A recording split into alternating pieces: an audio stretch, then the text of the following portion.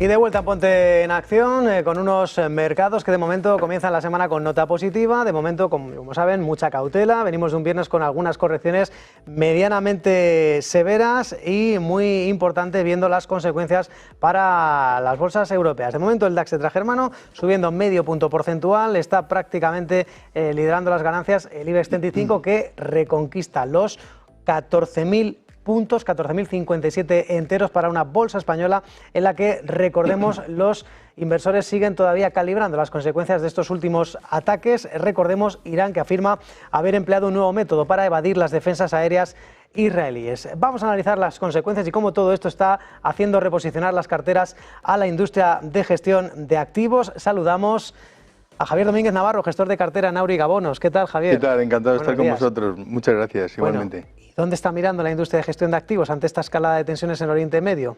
Sí, bueno, la escalada de tensiones yo creo que es una enorme y muy interesante estrategia por parte de Israel, porque en definitiva, ahora de esta forma, atacando o teniendo esta guerra con Irán, lo que hace es que despista o por lo menos quita el foco de Gaza y todos los desastres humanitarios que hay allí.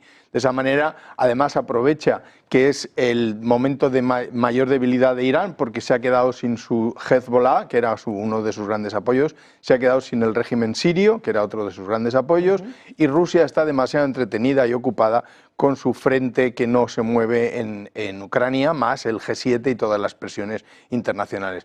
De manera que es un buen momento para Israel en el ataque a Irán.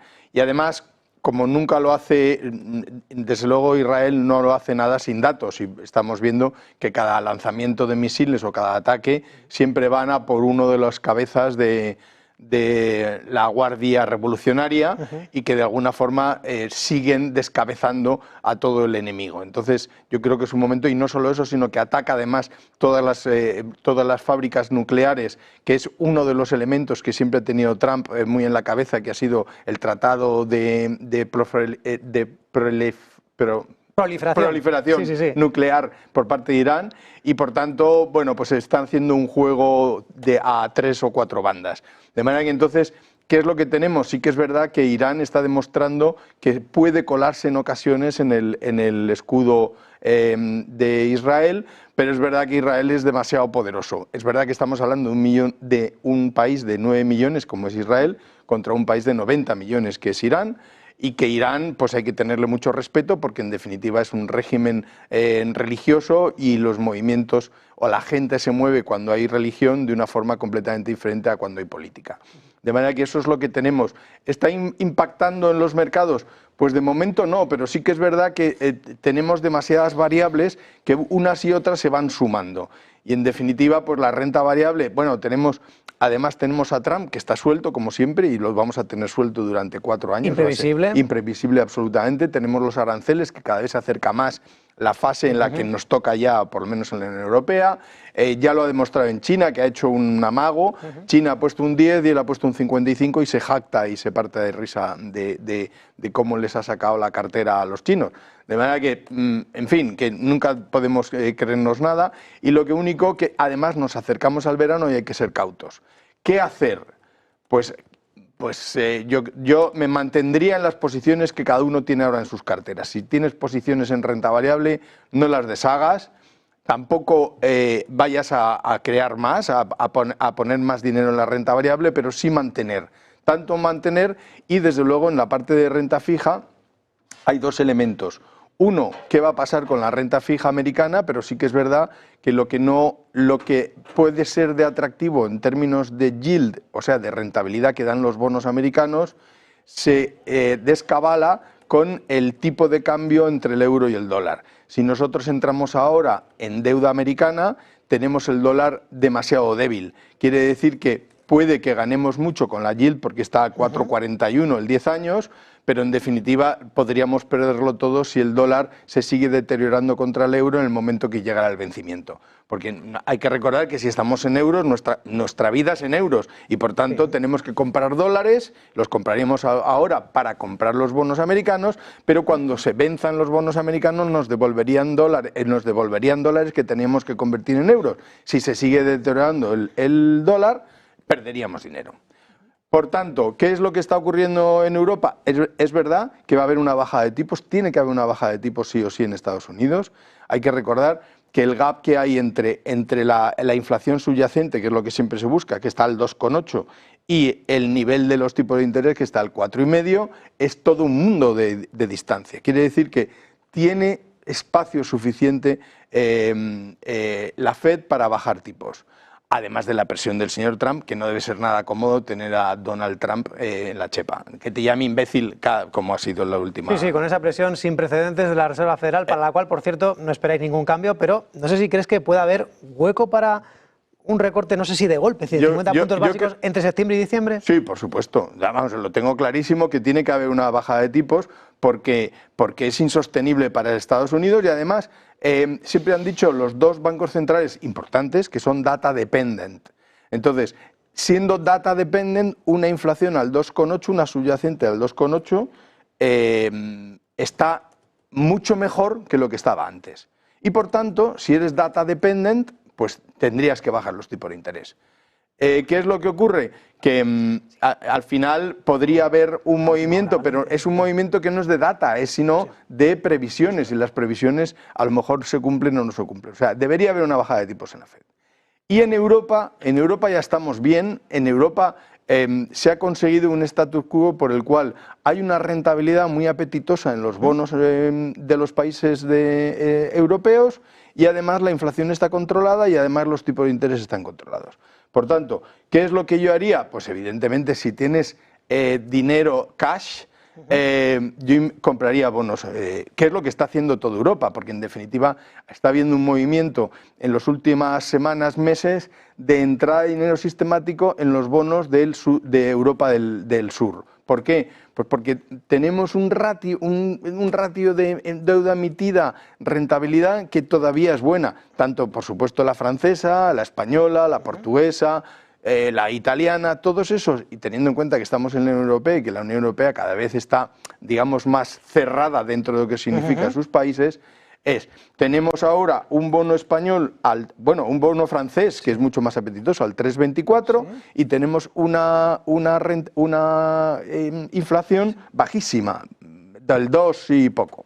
De manera que entonces tenemos siempre un retorno que nos va a salvar de la inflación y por tanto, y además con un riesgo bastante limitado. Por tanto, yo me mantendría en invertir, comprar bonos a vencimiento no más allá de 10 años, porque en el momento que hubiera un determinado, que algo fuera mal o que algo se estropeara, si tienes una inversión a más de 10 años, la duración es un término que te afecta muchísimo cada vez que haya un movimiento de los tipos de interés. De manera que entonces 10 años es una especie de zona neutra donde es suficientemente largo para obtener una buena yield, pero suficientemente corto como para que no te afecte tantísimo una potencial subida de tipos de interés por un movimiento geopolítico inesperado.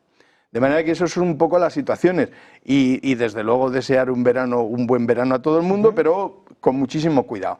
Hoy por hoy tenemos Ucrania encapsulado, más o menos, Israel, Irán encapsulado, más o menos, Trump nunca encapsulable, y luego, luego tenemos nuestros riesgos internos, pero eso son cosas que nos arreglamos nosotros dentro, porque no nos afecta desde el punto de vista macro geopolítico. Déjame que haga un pequeño inciso, Javier, y ponemos el foco en algunos sectores o regiones más allá de la renta fija, que entiendo que es la especialidad en aurigabonos, pero antes déjame de contar un par de noticias porque tenemos que seguir actualizándoles toda esta situación entre Irán e Israel, porque sepan que el director general del Organismo Internacional de Energía Atómica, Rafael Grossi, ha confirmado en rueda de prensa que no hay indicios de más daños en las instalaciones de enriquecimiento de uranio de Natanz o de Fordow, dentro de Irán. Dice la agencia que están y seguirán presentes en Irán y que las inspecciones van a continuar tan pronto como las condiciones de seguridad lo permitan, además de cómo lo exigen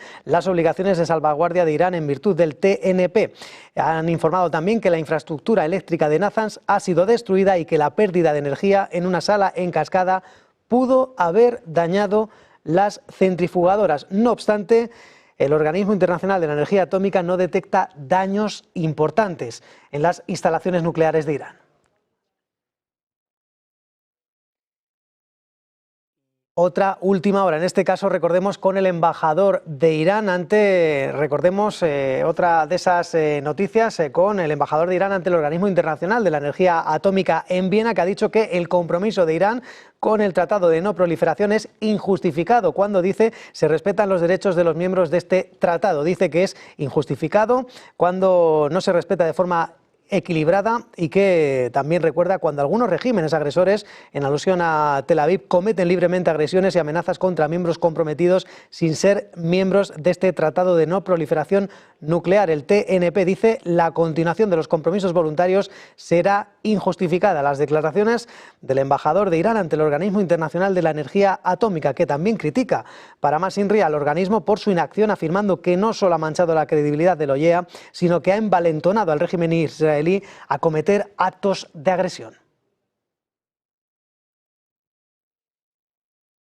Bueno, vamos a intentar poner este broche tras este pequeño flash informativo. Javier, en este caso me has hablado de oportunidades de renta fija, de los bonos gubernamentales. No sé si también en Auriga Bonos miráis a algunos sectores con mayor resiliencia para, bueno, pues para tener un trimestre, un verano sin sobresaltos. Desde luego hay que mantener en banca, porque la banca precisamente en Europa ahora mismo, hoy ha habido un movimiento donde el banco Banque Populaire francés ha comprado Novo Banco en Portugal. Es una de las pocas movimientos transfronterizos que ha habido en el mundo de la banca, pero claramente se tienen que repetir y se tienen que mantener. De manera que la banca europea siempre interesante, muy interesante, y nosotros tenemos además a los grandes colosos en nuestra propia bolsa, de manera en el IBEX. De manera que banca, por supuesto,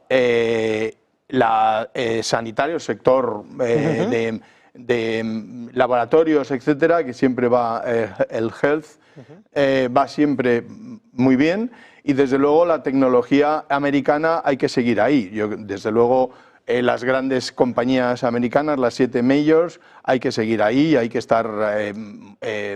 seguir invertido, porque claramente, independientemente de lo que ocurre desde el punto de vista geopolítico, siempre tienen momentos de crisis, tienen momentos de caídas, pero inmediatamente se recuperan porque son fiables y confiables. Es decir, la inteligencia artificial, en el caso de Nvidia, está aquí para quedarse, lógicamente, y además sigue siendo imprescindible para Nvidia, sigue siendo imprescindible para ese desarrollo futuro, además de otras compañías. Tenemos también en Europa la holandesa, en fin, que desde luego en la parte tecnológica hay que seguir en Estados Unidos, en el Nasdaq, claramente. Y por cierto, en este caso, dentro de una cartera vamos a intentar perfilar dinámico, nivel medio de aversión al riesgo, cuánto tiene que incrementar el peso en renta fija y, en este caso, eliminarlo de la renta variable en una cartera tipo.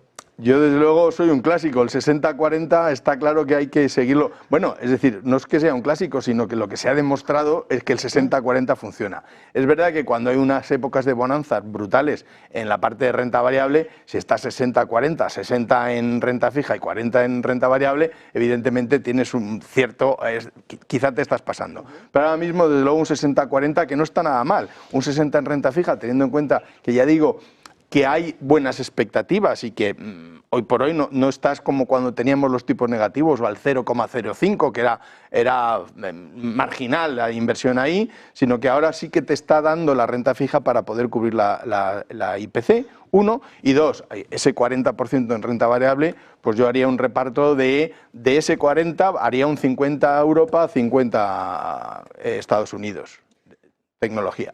Pues dicho queda, las oportunidades de inversión para pasar un verano sin sobresaltos, en este caso desde la parte de Auriga Bonos. Javier Domínguez Navarro, gestor de cartera en Auriga Bonos. Muchas gracias. Muchas gracias. Muchas gracias.